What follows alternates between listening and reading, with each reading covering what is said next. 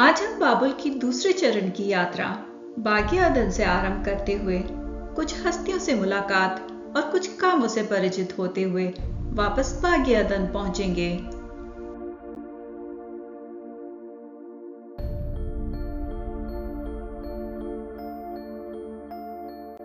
आदि में वचन था, वचन परमेश्वर के साथ था और वचन परमेश्वर था। आदि में परमेश्वर ने स्वर्ग और पृथ्वी की सृष्टि की। इब्रानी में स्वर्ग शब्द बहुवचन है। पवित्र शास्त्र में 3 स्वर्गों का उल्लेख किया गया है। परमेश्वर ने 3 स्वर्गों का निर्माण किया। पहला स्वर्ग पक्षियों और बादलों का घर, दूसरा स्वर्ग सूर्य, चंद्रमा और सितारों का घर, तीसरा स्वर्ग स्वर्गदूतों और इस धरती से जा चुके संतों का घर। यहेजकेल 28 में लिखा है कि तीसरे स्वर्ग में परमेश्वर की एक अदेन नामक बारी थी, जहां पर लूसीफर को करूब अभिषेक किया गया था। परमेश्वर ने उसे ऐसे ठहराया कि वह परमेश्वर के पवित्र पर्वत पर रहता था। वो आग सरीखे चमकने वाले मणियों के बीच चलता फिरता था। जिस दिन से वह सिरजा गया और जिस दिन तक उसमें कुटिलता ना पाई गई, उस समय तक वह अपनी सारी चाल चलन में निर्दोष रहा। परंतु लेन देन की बहुतायत के कारण वह उपद्रव से भरकर पापी हो गया। इसी से परमेश्वर ने उसे अपवित्र जानकर परमेश्वर के पर्वत पर से उतारा। और हे छाने वाले करूब, मैंने तुझे आग सरीखे चमकने वाले मणियों के बीच से नाश किया है। सुंदरता के कारण तेरा मन फूल उठा था और वैभव के कारण तेरी बुद्धि बिगड़ गई थी। मैंने तुझे भूमि पर पटक दिया। हे भोर के चमकने वाले तारे, तू क्यों कर आकाश से गिर पड़ा है? तू जो जाति जाति को हरा देता था, तू अब कैसे काटकर भूमि पर गिराया गया है। यहाँ पर परमेश्वर ने लूसीफर को अपने आप से अलग करके उसके जीवन के स्रोत को काट दिया। तो मन में कहता तो था कि यहाँ पर 5 बार मैं शब्द आया है। पहला, मैं स्वर्ग पर चढ़ूंगा। दूसरा, मैं अपने सिंहासन को ईश्वर के तारागणों से अधिक ऊंचा करूंगा। तीसरा, और मैं उत्तर दिशा के छोर पर सभा के पर्वत पर बिराजूंगा। चौथा, मैं मेघों से भी ऊंचे ऊंचे स्थानों के ऊपर चढ़ूंगा। और 5वां, मैं परम प्रधान के तुल्य हो जाऊंगा। यह मैं कौन है? यह मैं स्वयं इच्छा है। परंतु परमेश्वर कहता है कि तू अधलोक के उस गड्ढे की तह तक उतारा जाएगा। यह स्वयं इच्छा का अधलोक के गड्ढे की तह तक जाने के लिए उसका अभी थोड़ा समय बाकी रह गया है। परमेश्वर का यह पहला न्याय उत्पत्ति 1:2 में मिलता है। अब पृथ्वी बेडोल और सुनसान पड़ी थी और गहरे जल के ऊपर अंधियारा था। परमेश्वर रोशनी है, परमेश्वर जीवन है, परमेश्वर प्यार है। जहां परमेश्वर है वहां रोशनी है, जहां परमेश्वर है वहां जीवन है। जहां परमेश्वर है वहां पर वह अपने को दूसरों को देता है, क्योंकि परमेश्वर प्यार है। प्यार का अर्थ अपने को दूसरे को देना, बिना किसी स्वार्थ के। यह पृथ्वी बेडोल और सुनसान और अंधियारी थी और यह पहली सृष्टि पर न्याय का सबूत है। आइए अंधकार को पीछे छोड़ हम आगे प्यार की उज्ज्वलता में चलते हैं, जहां वचन की त्रिएकता दिखती है। पहला, तब परमेश्वर ने कहा, जो वचन है उजियाला हो, तो उजियाला हो गया। दूसरा, तब परमेश्वर ने कहा, जो वचन है पृथ्वी पूर्ण स्थापित हो, और पृथ्वी पूर्ण स्थापित हो गई। तीसरा, यह वचन जो श्वास है, इसी वचन ने मनुष्य को जीवित प्राणी बनाकर जीवितों के स्थान पर खड़ा कर दिया। परमेश्वर त्रिएक है और परमेश्वर अपना काम त्रिएकता में करता है। यह त्रिएकता का काम परमेश्वर का वचन, यीशु का लहू जो क्रूस पर बहा गया था, और पवित्र आत्मा। यह त्रिएकता का त्रिएक काम परमेश्वर की उंगली की छाप है और यह छाप उसके हर काम में नजर आती है। वचन त्रिएक है। वचन यीशु है। पूरे पवित्र शास्त्र में यीशु 3 जगह नजर आया। पहला, अदन की वाटिका, जहां परमेश्वर यीशु के रूप में आदम और हवा से मिलने आता था। दूसरा, यीशु मनुष्य के रूप में इस धरती पर हमारे पापों की बलि बनकर आया। यह दूसरा भाग हमेशा कष्टों को दर्शाता है। तीसरा, पृथ्वी के अंत में जब यीशु वापस इस धरती पर अपने संतों को ले जाने आएगा। तीसरा भाग पुनरुत्थान को दर्शाता है। हम पूरे पवित्र शास्त्र में 3 वाटिकाएं भी पाते हैं। पहली, अदन की वाटिका, जहां जीवन की रोशनी आई। दूसरी, गतसमनी की वाटिका, जहां कष्ट के साथ 2 इच्छाओं का महायुद्ध हुआ। और तीसरी, गोलगथा की वाटिका, जहां पुनरुत्थान हुआ। वचन भी त्रिएकता में काम करता है। पहले वचन रोशनी लाता है, फिर पुनर्स्थापित करता है, मरी हुई वस्तुओं को हटाकर नवीनीकरण लाता है, और तीसरा, पुनरुत्थान होता है, जीवितों के स्थान पर लाकर खड़ा कर देता है।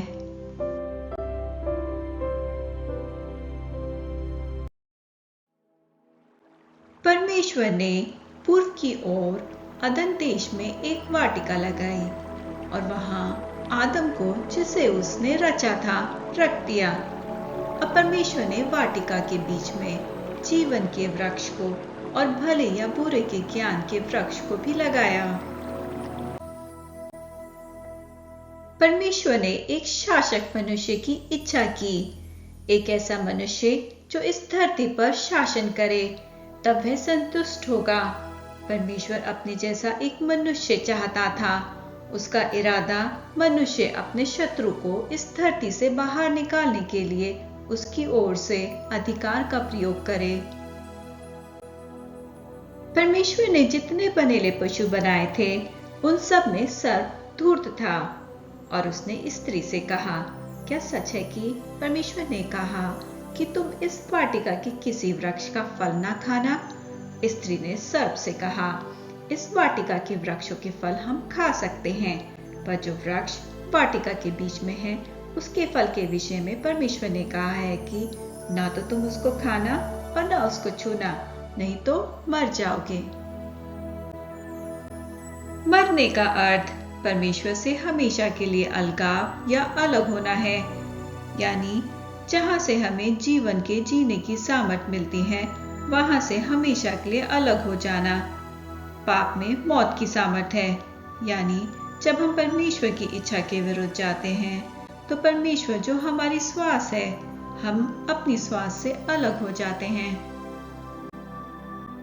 तब सर्प ने स्त्री से कहा, तुम निश्चय ना मरोगे, अर्थात तुम परमेश्वर से निश्चय अलग नहीं होंगे। यहाँ पर शैतान ने बिल्कुल सच बोला कि हमें कौन परमेश्वर के प्रेम से अलग कर सकता है। सर्प ने आगे अपनी बात बोलते हुए कहा, वरन परमेश्वर आप जानता है कि जिस दिन तुम उसका फल खाओगे, उसी दिन तुम्हारी आंखें खुल जाएंगी और तुम भले बुरे का ज्ञान पाकर परमेश्वर के तुल्य हो जाओगे। यहाँ शैतान की स्वयं इच्छा, जो परमेश्वर के तुल्य होने की है, सर्प के द्वारा स्त्री के दिल में डाल दी गई। कई सदियों बाद प्रेरित यूहन्ना ने सभी विश्वासियों को 3 घातक प्रलोभनों से सावधान रहने की चेतावनी दी। ये है, पहला, शरीर की अभिलाषा, दूसरा, आंखों की अभिलाषा, और तीसरा, जीविका का घमंड। अदन की वाटिका में शैतान अब हवा को उन तीनों अभिलाषाओं के अधीन कर देता है। पहला, जब स्त्री ने देखा कि इस वृक्ष का फल खाने में अच्छा है, ये शरीर की अभिलाषा है। दूसरा, और देखने में मनभाव, ये आंखों की अभिलाषा। तीसरा, और बुद्धि देने के लिए चाहने योग्य भी है, यह जीविका का घमंड। मत्ती 4 में प्रभु यीशु की भी जंगल में शैतान द्वारा परीक्षा ली गई। पहला, तो यह कह दे कि ये पत्थर रोटियां बन जाएं, शरीर की अभिलाषा। दूसरा, शैतान ने सारे जगत के राज्य और उसका वैभव दिखाया, आंखों की अभिलाषा। तीसरा, शैतान ने कहा, अपने आप को नीचे गिरा दे, क्योंकि लिखा है कि वह तेरे विषय में अपने स्वर्गदूतों को आज्ञा देगा और वे तुझे हाथों हाथ उठा लेंगे। जीविका का घमंड। मूलतः इन्हीं 3 प्रलोभनों से शैतान मनुष्य पर प्रभाव डालता है या मजबूर करता है कि हम परमेश्वर के रास्ते से अलग हो जाएं। तब स्त्री ने फल खाया और अपने पति को भी खिलाया। तब उन दोनों की आंखें खुल गईं और उनको मालूम हुआ कि वे नंगे हैं, सो उन्होंने अंजीर के पत्ते जोड़कर लंगोट बना लिए। अंजीर के पत्ते हमारी धार्मिकता के कामों को दर्शाते हैं। अंजीर के पत्ते हमारी स्वयं इच्छा के काम हैं, जो कि बाबुल को दर्शाता है। मेरे काम मौत के काम हैं और प्रभु के काम जीवन के काम हैं। दिन के ठंडे समय यीशु उन दोनों से मिलने आता था। पवित्र शास्त्र में जब भी परमेश्वर शरीर के रूप में आया, तब वह यीशु के रूप में आया। तब आदम और स्त्री ने दिन के ठंडे समय में यीशु के आने की आवाज बाग में सुनी। तब वे वाटिका के वृक्षों के बीच यीशु से छिप गए। तब यीशु ने पुकारकर आदम से पूछा, तू कहाँ है? आदम ने कहा, मैं तेरा शब्द बारी में सुनकर डर गया, क्योंकि मैं नंगा था, इसलिए छिप गया। यीशु ने कहा, किसने तुझे चिताया कि तू नंगा है? क्या तुमने जिस वृक्ष का फल खाने को मैंने तुम्हें मना किया था, क्या तूने उसका फल खाया? आदम ने यीशु पर दोष लगाते हुए कहा, जिस स्त्री को तूने मेरे संग रहने को दिया है, उसी ने इस वृक्ष का फल मुझे दिया और मैंने खाया। आदम ने अपनी गलती स्वीकार नहीं की और स्त्री ने भी अपनी गलती ना स्वीकारते हुए सर पर दोष लगाया। मनुष्य अपने गलत काम में गिर गया। गिरा हुआ मनुष्य शैतान का भोजन बन गया। शैतान इस धरती पर जीवित है सिर्फ गिरे हुए मनुष्य के द्वारा। और परमेश्वर ने यहाँ पर एक पाप का 5 गुना न्याय किया। न्याय मनुष्य जाति के प्रति परमेश्वर के प्रेम का एक प्रतिरूप है। पहला, मनुष्य पर थकाऊ परिश्रम। दूसरा, स्त्री पर प्रसव पीड़ा और पुरुष की अधीनता। तीसरा, प्रकृति पर कांटे, ऊंट कटारे और लक्ष्यहीनता। चौथा, सर पर अपने पेट के बल रेंगना। पांचवा, शैतान पर सिर पर प्राणनाशक घाव होना। और यहाँ पर परमेश्वर का 4 गुना मनुष्य पर अनुग्रह भी दिखता है। पहला, आदम को उद्धारकर्ता का वादा किया। दूसरा, आदम को अदन की वाटिका से निकाला, वो इसलिए जो स्वार्थपन का पाप आदम में डाला गया था। जब आदम जीवन के वृक्ष का फल खाए तो वो पाप अमर न हो जाए। तीसरा, परमेश्वर ने आदम की तलाश की। चौथा, आदम को वस्त्र पहनाए, जहां पहली बार परमेश्वर पिता के द्वारा बलि दी गई अपने बच्चे का नंगापन ढांपने के लिए। अब सवाल ये उठता है कि यहाँ पर परमेश्वर ने एक पाप के लिए मनुष्य जाति पर चौगुनी कृपा क्यों दिखाई? हम आगे दूसरे शमूएल में पढ़ते हैं कि परमेश्वर ने राजा दाऊद को राजा का अधिकार दिया। जब दाऊद ने पाप किया तो राजा दाऊद ने अपना न्याय सिंहासन पर बैठकर सुनाया, जो कि 4 गुना की भरपाई थी। दाऊद ने अपने एक पाप के लिए अपने 4 बेटे खोए। यूसुफ और मरियम यीशु को एक दिन पीछे छोड़ गए और उसके बदले उन्होंने 4 दिन खोए। जब ज़ाकियस ने अपने पाप का पश्चाताप करते हुए कहा कि मैंने जिससे अनुचित रूप से पैसा लिया है उसे मैं 4 गुना फेर दूंगा, तब यीशु ने कहा, आज इस घर में उद्धार आया है। लाजरस 4 दिन तक कब्र में क्यों रहा? क्योंकि एक पाप जो कि बाग्यादन में हुआ था, उसकी भरपाई मनुष्य जाति को 4 गुना करनी थी और लाजरस के 4 दिन इस बात का प्रतिरूप है। इसलिए मनुष्य जाति का छुटकारा 4000 वर्षों के बाद यीशु के रूप में इस धरती पर आया। परमेश्वर के लिए 1000 साल एक दिन के बराबर है। वापस अपनी जगह आते हैं। फिर परमेश्वर ने कहा, मनुष्य भले बुरे का ज्ञान पाकर हम में से एक के समान हो गया है, इसलिए अब ऐसा न हो कि वह हाथ बढ़ाकर जीवन के वृक्ष का फल भी तोड़ के खा ले और पाप के साथ सदा जीवित रहे। तब परमेश्वर ने आदम और हवा को अदन की वाटिका में से निकाला। एक बार जब हम पाप बोते हैं तो हम लंबे समय तक काटते हैं। हम जितना बोते हैं उससे अधिक काटते हैं। पाप मतलब परमेश्वर की इच्छा के विरुद्ध जाना। मनुष्य गिर सकता है, मनुष्य पाप कर सकता है, परंतु मनुष्य परमेश्वर की इच्छा को खत्म नहीं कर सकता। ना जाने कैसे परखता है मुझे मेरा खुदा। जिंदगी का इम्तिहान सख्त है, पर वो मुझे हारने भी नहीं देता।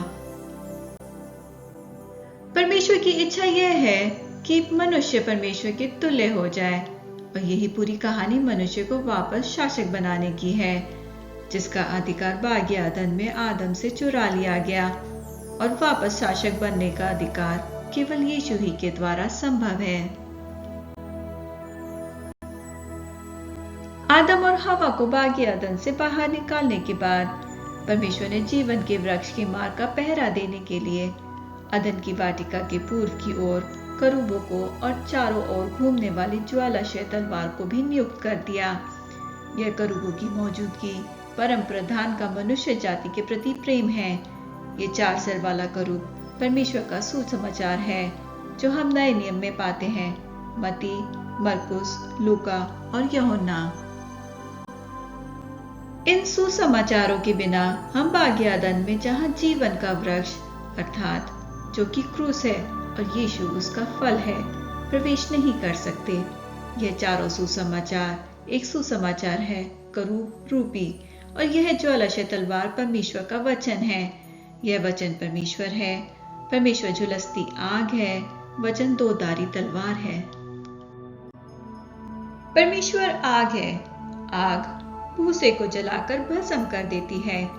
जीवन के वृक्ष के पास जाने के लिए इस सुसमाचार के आग से होकर जाना अनिवार्य है, परंतु यीशु की मौजूदगी इन आग के अंगारों को अपने क्रूस के बहे लहू से बुझा देती है। परमेश्वर आग है और त्रिएकता में काम करती है। आग अपने बच्चों को पहला ऊर्जा देती है अलगाव के रास्ते पर चलने के लिए, जो परमेश्वर की इच्छा है। दूसरा, रोशनी देती है इस अंधियारे घने जंगल को पार करने के लिए। तीसरा, गर्माहट देती है जंगल की बर्फीली रातों को। मैं का काम बाबुल है, और बाबुल का आविष्कार झुलसती आग से बचने के लिए उन्होंने इश्तार गेट को लकड़ी से बनवाया और उसके ऊपर कांस्य धातु चढ़वाया, जिससे लकड़ी जलने से बची रहे। लूका 3:17 में हमारा परमेश्वर बताता है कि वह कैसे अपने कामों को और इस मैं के कामों को किस तरह से अलग करता है। उसका सूप उसके हाथ में है, और वह अपना खलियान अच्छी रीति से साफ करेगा और अपने गेहूं को तो खत्ते में इकट्ठा करेगा, परंतु भूसी को उस आग में जलाएगा जो बुझने की नहीं। आगे बढ़ते हैं। आदम और हवा बागी आदन से निकलकर जंगल में पहुंचे, परंतु परमेश्वर की प्रतिज्ञा आदम का पीछा कर रही थी। परमेश्वर की प्रतिज्ञाएं दफन नहीं होती, क्योंकि प्रतिज्ञा परमेश्वर का वचन है, और वचन परमेश्वर है। परमेश्वर जीवन का स्रोत है। परमेश्वर से अलग नहीं हो सकता। उसमें जी उठने की सामर्थ्य है, जो त्रिएकता का तीसरा काम है। परमेश्वर की प्रतिज्ञा आदम को उस मैं से छुटकारा दिलाने के लिए त्रिएकता इस धरती पर उतर आई। परमेश्वर का वचन, यीशु का लहू, परमेश्वर की आत्मा, यह त्रिएकता का त्रिएक काम है। शैतान की स्वयं इच्छा है कि वह परमेश्वर के तुल्य हो जाए, इसलिए वह परमेश्वर और परमेश्वर के काम की नकल करता है। वह नकलची है। वह भी त्रिएकता में काम करता है। वह सरदूतों का भेष बदल लेता है।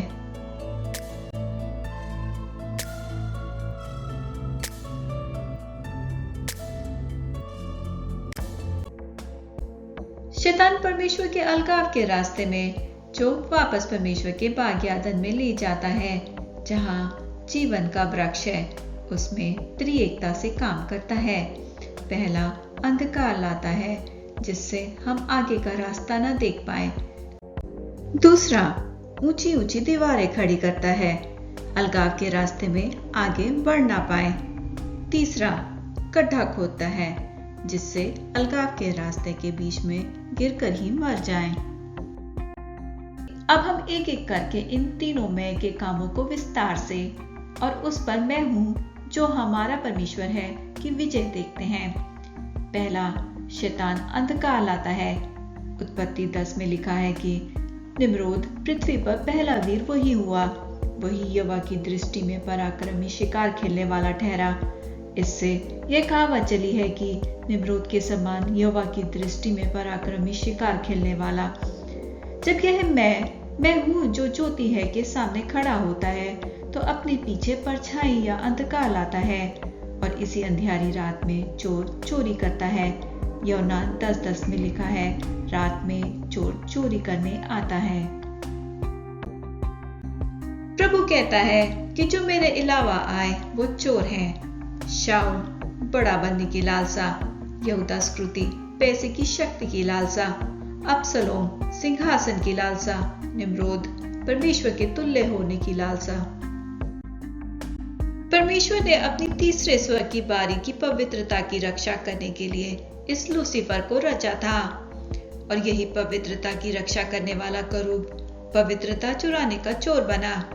उसने दाऊद राजा की पवित्रता को चुराया, नूह की पवित्रता को चुराया, और हमारी पवित्रता को भी चुराता है, क्योंकि उसको मालूम है कि हमारा पवित्र परमेश्वर पवित्रता में ही काम करता है।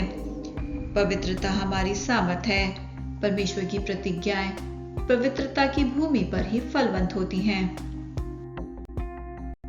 इसलिए परमेश्वर ने हमें लगातार जांचने के लिए हर हफ्ते मेज लगाई, जिससे हम उसकी पवित्रता में बने रहें, और परमेश्वर अपनी पूरी सामर्थ्य से इस मैं के अंधकार के कामों को निकम्मा बना दे।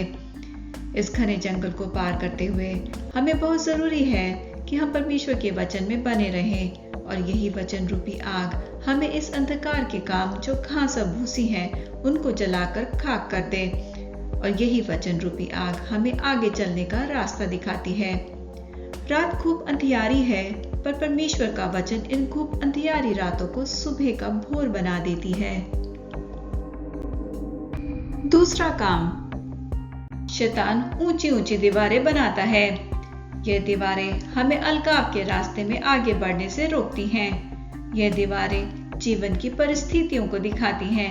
यूहन्ना 10:10 में लिखा है कि चोर नष्ट करने को आता है, पर हमारा परमेश्वर उत्पत्ति 49:22 में कहता है कि यूसुफ बलवंत लता की एक शाखा है, वह सोते के पास लगी हुई है।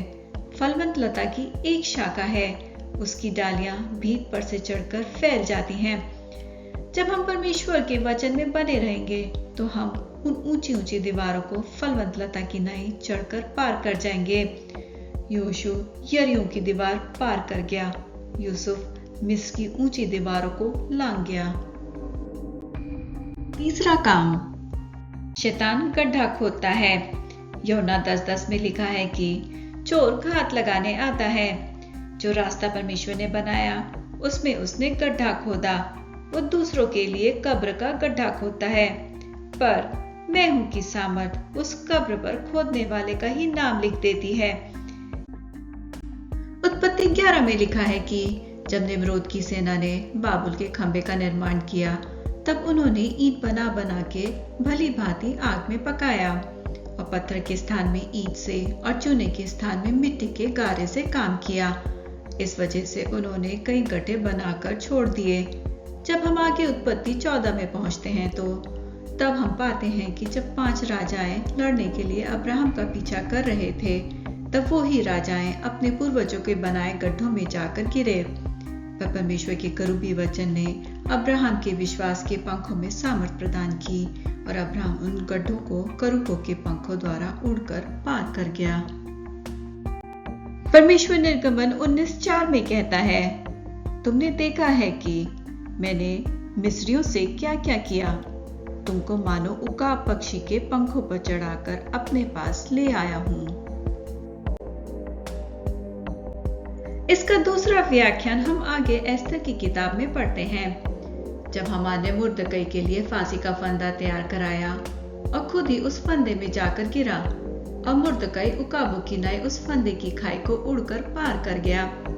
यशायाह 40:31 में लिखा है कि परंतु जो यहोवा की बाट जोते हैं वे नया बल प्राप्त करते जाएंगे, वे उकाबों की नाई उड़ेंगे। जब हम आगे नए नियम में पढ़ते हैं कि यीशु क्रूस से होते हुए कब्र में क्यों गया, क्योंकि उस कब्र में मैं थी।